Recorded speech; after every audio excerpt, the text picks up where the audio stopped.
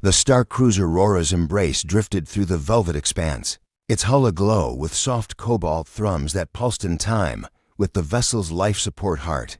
Down long, arched corridors lined with living conduits of phosphorescent vines, the silence was near sacred, broken only by the hiss of pressurized doors sliding open, and now by a lonely, piercing cry. The nursery lay at the ship's core, a circular chamber whose crystalline walls refracted soft blue light into floating prisms. Bioluminescent flora spiraled from the floor, their tendrils weaving around transparent incubators. Each cradle was an oasis of warmth and tuned oxygen, a microcosm of the verdant world Queen Ixalara had once called home.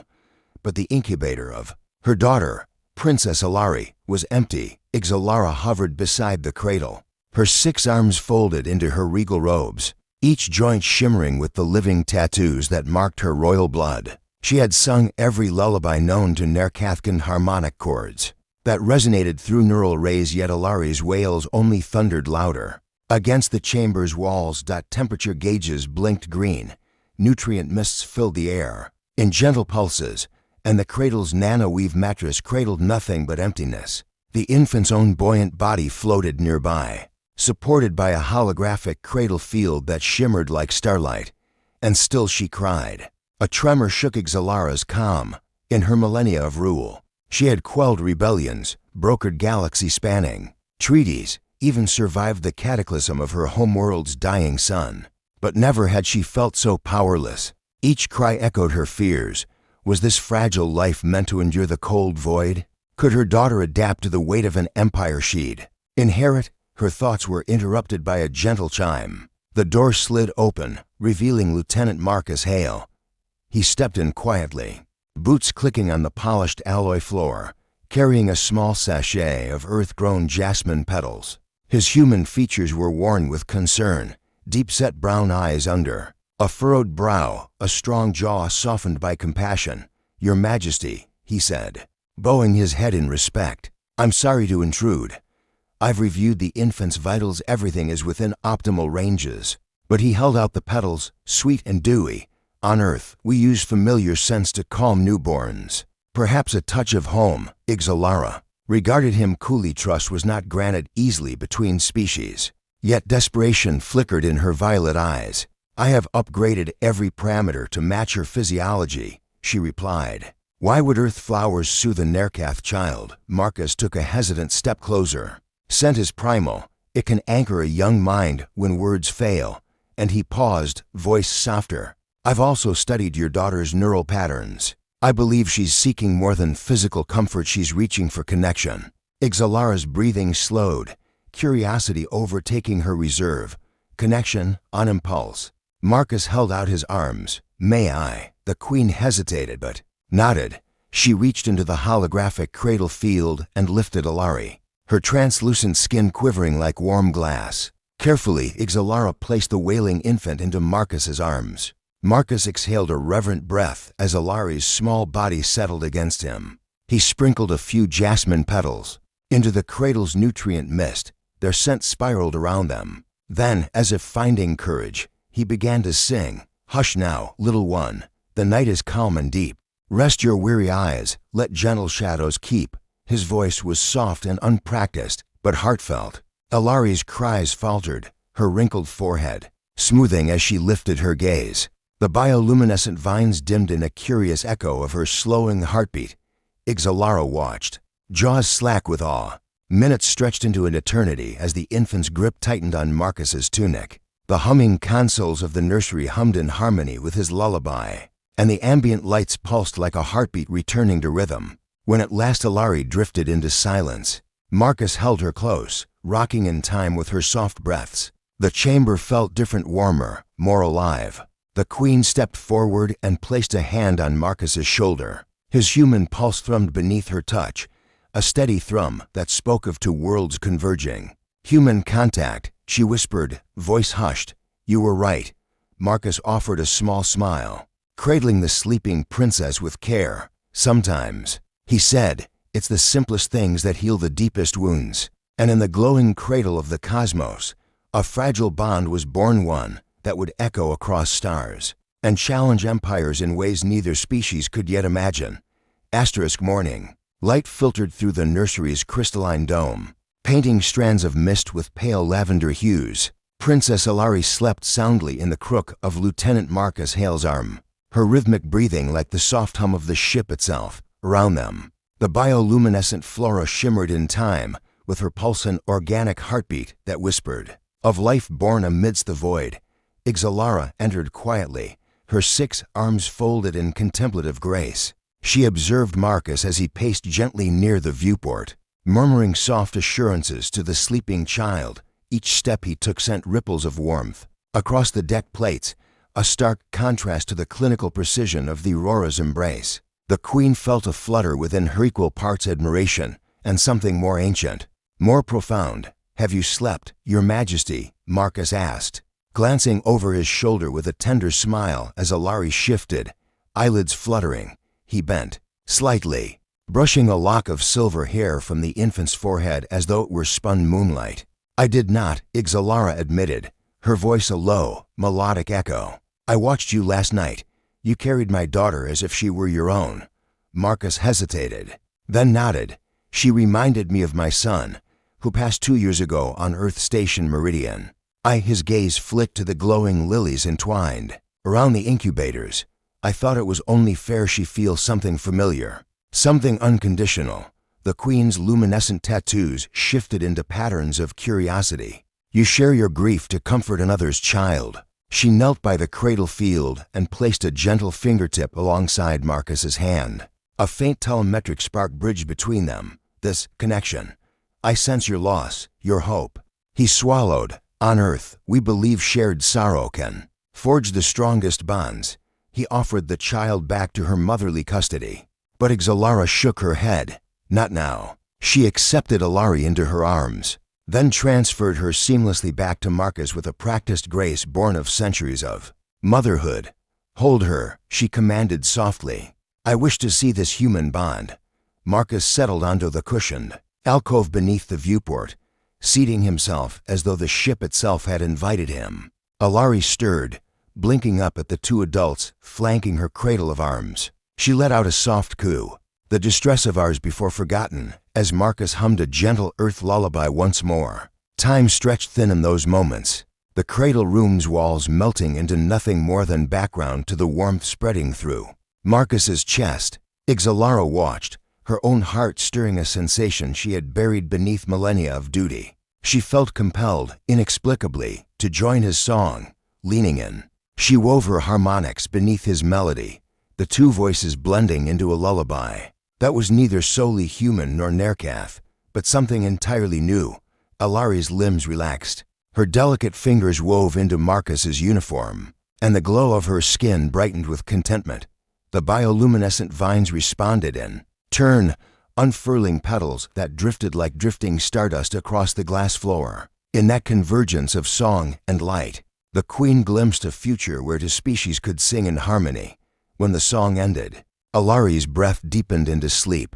Marcus exhaled slowly and placed a protective kiss on her forehead. Ixalara rose, her aura faintly shimmering, as if coloring her from within. She approached Marcus and, with deliberate calm, laid a hand on his shoulder. "You have given her more than comfort," she said. "You have given her a bridge to another world."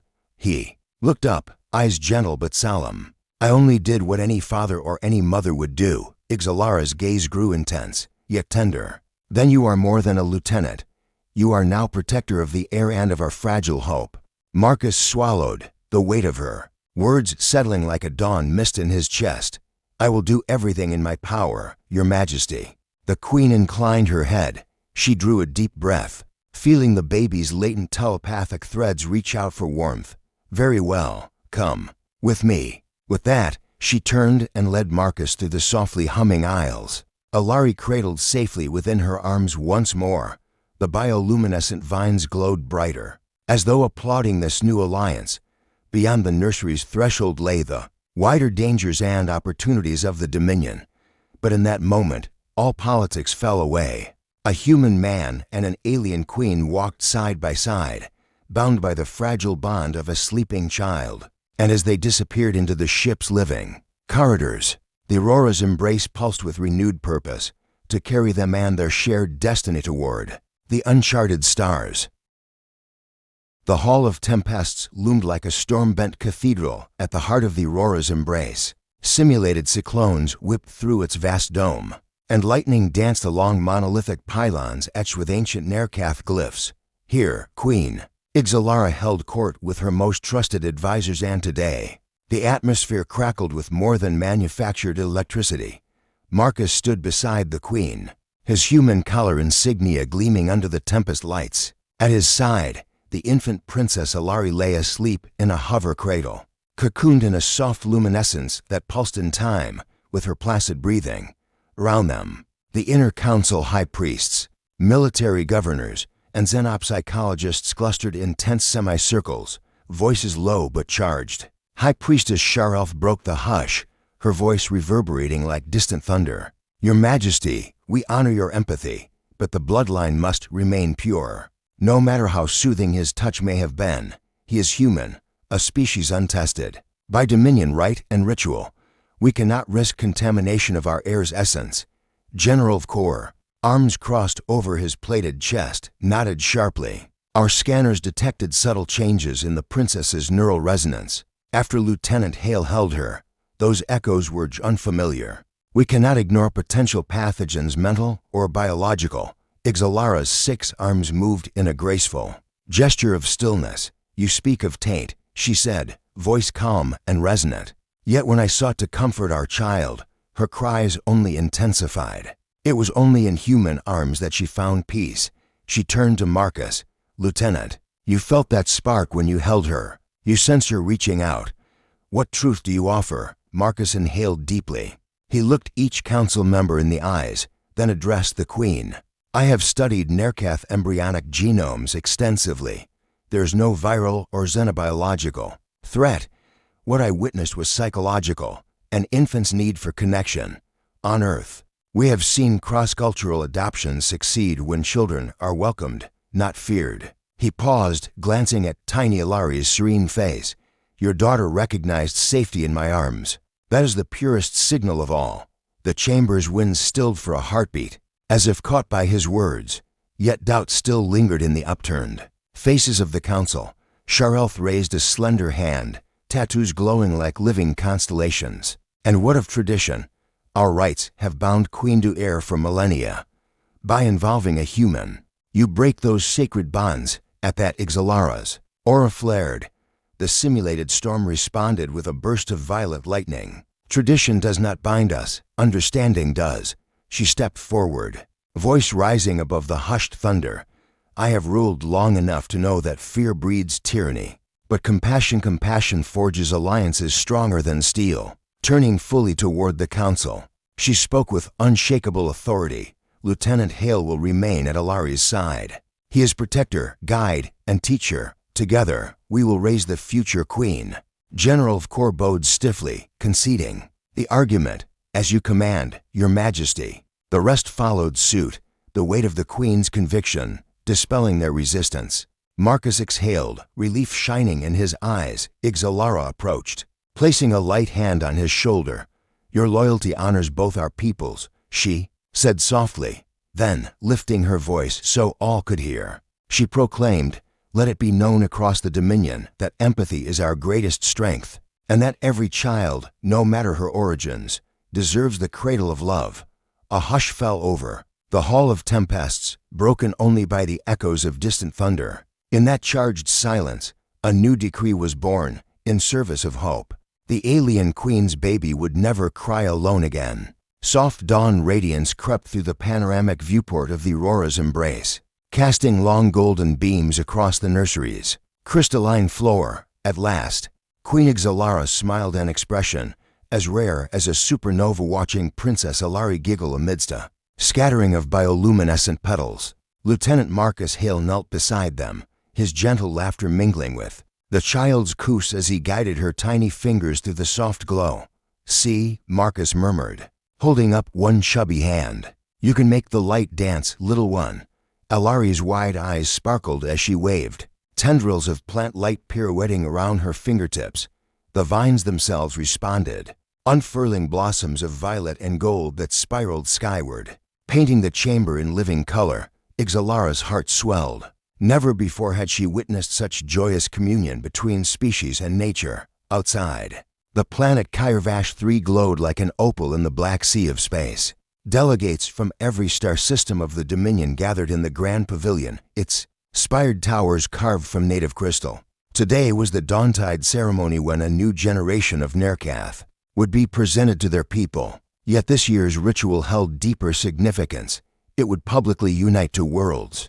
Clad in regal robes woven with threads of solar silk, Ixalara led Marcus and Alari across the crystalline days. Murmurs rippled through the crowd as the princess reached out with one hand to Marcus, then gently placed a tiny finger against her mother's cheek. The queen bowed her head in humble reverence, acknowledging both parties with equal grace. People of the Dominion, Ixalara's voice rang, clear, amplified by telepathic resonance.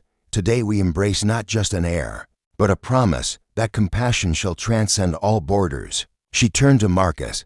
By ancient right, you stand as guardian of our future. Then, addressing her daughter, she continued, and you, little Alari, are the living bridge between our species, the herald of a new age. As applause swelled, a chorus of ethereal voices rose in response, Nerkath harmonics blending with human song. Carried from the balcony above, Marcus lifted Alari high, the crystal light refracting in her eyes like twin suns. Together, the three formed a single silhouette against the dawn-lit city, queen, guardian, and child. When the ceremony ended, the crowd dispersed into jubilant celebration. Gardens bloomed in riotous color, and fountains of luminescent liquid traced arcs through the air. Under a canopy of floating lanterns, Ixalara and Marcus shared a quiet moment beside a reflecting pool. You have given our people hope, the queen said softly, her hand brushing his, and given me something I thought I'd lost faith. In the future, Marcus smiled, brushing a stray lock of silver hair from Alari's cheek. Hope is what children teach us, he replied. She showed me that even in the darkest stars, we can find light. Ixalara nodded, watching her daughter's reflection shimmer alongside their own. Then let this dawn be the first of many, she vowed. Together, we will guide our worlds toward peace. As twin suns rose fully over Kairvash 3, their combined gold and white light danced across the water, forging prisms that scattered rainbows across the marble. In that radiant glow, two hearts beat as one, and the laughter of a baby promised that even the smallest voice could echo across galaxies and change them forever.